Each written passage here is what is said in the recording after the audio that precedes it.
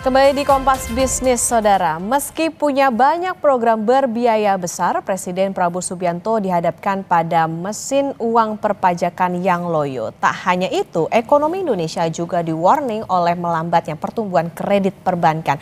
Padahal Menko Purbaya sudah menggelontorkan ratusan triliun ke perbankan. Awas Pak Presiden, pajak dan kredit sama-sama kurang tenaga. Kompas Bisnis akan tanya ke Direktur Eksekutif Selyos, Bima Yudhistira. Selamat pagi Mas Bima. Selamat pagi. Mas Bima, kita ke soal perpajakan dulu nih. Ekonomi tumbuh di atas tahun lalu. Kenapa penerimaan pajak melambat meskipun Wamenkyu Suhasil udah jelaskan ini karena restitusi katanya? Ya, faktor restitusi bukan jadi faktor utama sebenarnya. Kalau dilihat dari komponen pajak yang paling besar itu adalah industri pengolahan. Meskipun pertumbuhan ekonomi diklaim bisa lebih dari 5%, tapi industri pengolahan yang sumbang 30% dari total penerimaan pajak itu kondisinya sekarang sedang babak belur ya, sedang mengalami tekanan, sedang ada kenaikan biaya produksi, biaya bahan baku, persaingan dengan produk impor yang semakin menggila. Jadi tekanan industri juga berpengaruh pada penerimaan pajak. Kemudian struktur ekonomi Indonesia adalah dari basis komoditas. Jadi kalau dicek komoditas unggulan ekspor mulai dari batu bara itu minusnya masih besar, masih di atas 18% dibandingkan tahun lalu. Kemudian nikel masih minusnya 8,9% dibanding tahun lalu. Sawit ada rebound 1-2 bulan terakhir, tapi kalau dibandingkan year on year itu juga masih ada kontraksi. Jadi komoditas ini belum bisa menjadi andalan dalam mendorong dari sisi penerimaan pajak maupun PNBP. Ada Cortex juga, Mbak. Jangan lupa yang sudah dijanjikan sebenarnya oleh Pak Purbaya akan dibenahi, tapi sebenarnya butuh waktu ya untuk melakukan evaluasi total terhadap Cortex. Jadi yang diharapkan pada awal tahun 2025 Cortex itu bisa ngangkat kepatuhan tax compliant dari sisi pajak, tapi ternyata Cortexnya nggak bisa terlalu banyak diharapkan. Kemudian juga ada quick win yang diharapkan dari sisi penegakan aturan korupsi pajak. Tapi kan ini butuh proses ya. Meskipun kita apresiasi Pak Purbaya soal pencekalan Dirjen Pajak sebelumnya, kemudian pengusaha-pengusaha yang terkait ya dengan manipulasi pelaporan pajak, khususnya pada periode tax amnesty. Tapi untuk menjadi uang masuk ke kas negara, tentu ini semua butuh waktu. Harapannya bisa cepat selesai prosesnya, 2026 itu bisa menutup shortfall pajak. Nah, jadi dengan kondisi yang ada sekarang, estimasi untuk shortfall penerimaan pajak itu bisa 250 triliun sampai 300 triliun rupiah sampai akhir tahun 2025 ini. Oke, berarti artinya restitusi ini bukan satu-satunya penyebab, tapi tadi soal bagaimana adanya tekanan industri dan lain sebagainya. Mas Bima, dalam 2 bulan, ini kan pemerintah harus ngumpulin 700 triliun lebih untuk mencapai target. Apa resikonya kalau gagal? Konteksnya pembiayaan program Presiden Prabowo kan juga berbiaya besar nih, ada banyak program-program prioritasnya. Ya ini kalau sampai gagal dan pasti akan ada shortfall ya. Shortfall kan artinya gagal mencapai target penerimaan pajak, maka konsekuensinya adalah utang. Tadi dijelaskan oleh Mbak Okta juga bahwa kalau utang pun juga nggak mudah hari ini. Karena spread ataupun selisih dari SBN misalnya dengan surat utang dari Amerika Serikat, spread atau selisih imbal hasilnya juga relatif sempit. Kemudian kalau kita lihat ya dari sisi utang, itu juga terjadi undersubscribe. Jadi setiap kali ada penerbitan utang atau SBN baru, tidak seperti sebelumnya oversubscribe. Jadi ini jadi salah satu tantangan. Sementara kalau dilihat ada yang nggak matching antara shortfall penerimaan pajak yang cukup besar diproyeksi, tapi di sisi yang lain defisit APBN-nya masih jauh tuh dari target APBN atau asumsi APBN. Ini artinya apa? Ini artinya memang yang direm sekarang ini adalah dari sisi belanja. Maka efisiensi anggaran meskipun sudah dipacu untuk melakukan realisasi lebih cepat pada 2025 sisa tahun ini, tapi tetap saja untuk realisasi dari sisi belanja ini proyeksinya yang akan ditekan dan efisiensi untuk tahun 2026 ini dipastikan akan berlanjut bahkan angkanya jauh lebih besar dibandingkan 2025. Oke, ini jadi catatan nih, hati-hati karena utangnya bisa makin menguat kalau terjadi shortfall pajak itu tadi. Mas Bima, kita ke angka defisit APBN per Oktober, realisasinya 479,7 triliun, 2,02% PDB, dan sebetulnya masih rendah dari outlook APBN yang 2,78. Pertanyaannya kok bisa sih defisit angkanya terjaga meskipun itu tadi kondisinya banyak program berbiaya tinggi, penerimaan pajaknya juga loyo, mungkinkah kondisi seperti ini?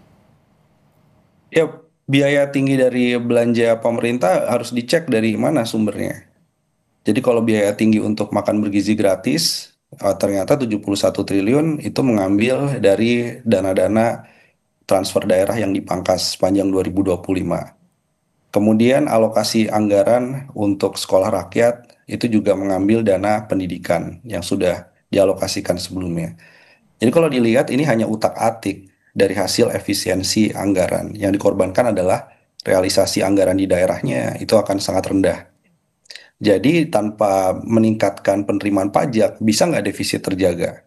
Jawabannya adalah bisa, tapi yang harus dikalkulasi MBG ini merugikan atau mengambil program apa yang sebenarnya program esensial pelayanan publik, pendidikan, kesehatan, yang sebenarnya punya dampak berganda ekonomi lebih besar daripada makan bergizi gratis. Atau program-program pemberdayaan UMKM di daerah ini ikut terganggu karena adanya efisiensi anggaran untuk program yang sifatnya populis. Dan jadi kalau kita mengkalkulasikan itu, maka kita akan melihat program populisnya tidak memperlebar defisit APBN, tapi efek sampingnya yang dirasakan adalah ekonomi sebenarnya nggak bergerak di daerah secara optimal. Jadi ada konsekuensinya. Oke, artinya ada apa ya, semacam tambal sulam gitu lah ya untuk membiayai program-program Yes. itu. Mas Bima, kalau tadi itu soal bagaimana pembiayaan dari segi pajak yang juga loyo dan lain sebagainya. Tapi ketika defisit terjaga jauh di bawah outlook, sekarang kondisinya kenapa justru terjadi outflow atau kaburnya dana asing dari SBN November, ada 10,4 triliun dana asing yang hengkang dari instrumen Kemenkyu.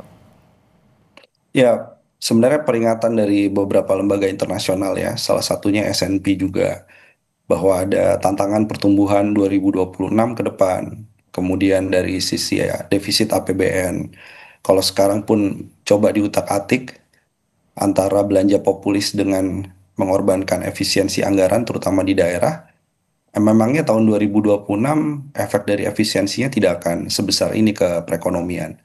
Jadi banyak yang memprediksi, memproyeksikan termasuk Selyo sendiri bahwa tekanan ekonomi dari eksternal, dari domestik, dari kebijakan-kebijakan pemerintah itu sendiri itu bisa membuat confidence ataupun investor yang ingin masuk di pasar surat utang portfolio itu akhirnya melakukan wait and see, mengkalkulasi kembali. Begitupun juga tren perusahaan-perusahaan yang ingin ekspansi dengan mengandalkan utang. Nah, ini kan obligasi ini tidak hanya surat utang pemerintah, tapi juga ada obligasi korporasi dan swastanya juga akhirnya jadi wait and see. Terlihat sebenarnya ada hubungan. Pasar obligasi swastanya juga lesu, tapi di sisi yang lain juga investor memahami karena sebelum menerbitkan obligasi swasta, tentunya investor juga harus melakukan pinjaman ke bank. Nah, banknya tadi disebutkan oleh Bank Indonesia ya bahwa kredit menganggurnya itu 2.400-an triliun rupiah ditambah injeksi likuiditas 200 triliun dari Pak Purbaya. Ini efeknya sampai sekarang belum mampu menurunkan lending rate atau suku bunga pinjaman dan memompa pertumbuhan kredit di sisa tahun 2025. Oke, PR juga untuk pemerintah soal bagaimana menjaga kepercayaan dari investor. Mas Bima, nanti kita lanjutkan kembali dan saudara tetap bersama kami di Kompas Bisnis.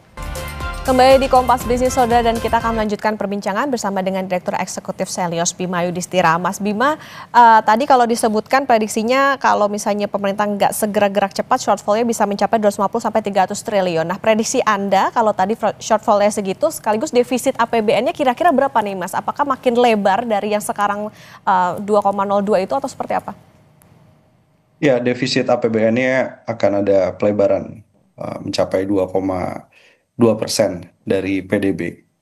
Tapi kita tidak bisa melihat hanya angka, oh defisitnya masih jauh lah di bawah target atau asumsi atau di bawah yang dibolehkan Undang-Undang Keuangan Negara sebesar 3%. Tapi sebenarnya yang bisa dibaca kalau tahun ini masih bisa di-manage dengan berbagai cara, tahun 2026 ini bagaimana caranya? Kalau situasi booming harga komoditasnya itu masih tidak bisa diharapkan, kemudian dari sisi perbaikan administrasi perpajakan yang harusnya bisa dikejar cepat, ini butuh waktu lebih lama, penegakan hukum termasuk untuk pengembalian korupsi di sektor perpajakan, sektor bea cukai, maka harus ada extra effort nih untuk bisa menjaga agar defisitnya tidak makin melebar di 2026.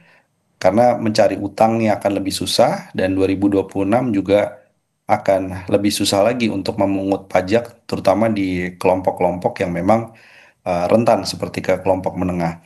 Maka harus ada extra effort. Extra effortnya apa? Kita selalu dorong, salah satu yang paling cepat bisa dikerjakan, itu adalah terus mendorong penegakan aturan under invoicing. Jadi transaksi-transaksi yang tidak sesuai dengan volume, dengan nilai, terutama di sektor sumber daya alam, itu nilainya bisa sampai 1.000 triliun rupiah lebih kalau memang serius. Di batu bara, di nikel, kemudian di sawit, ada juga di timah, di emas untuk yang konteks impor. Ini kalau bisa dilacak dan dilakukan penagihan sanksi yang tegas, ini bisa positif bagi penerimaan pajak paling nggak 2026. Hmm. Selain itu juga, kalaupun ada instrumen pajak yang baru tanpa mengenakan pada objek pajak yang sama, maka jawabannya adalah adanya instrumen pajak kekayaan. Nah, ini kita sedang dorong RUU maupun naskah akademiknya kita akan tawarkan kepada Kemenq, kepada DPR, sehingga mereka yang memang super kaya itu harus membayar pajak lebih mahal.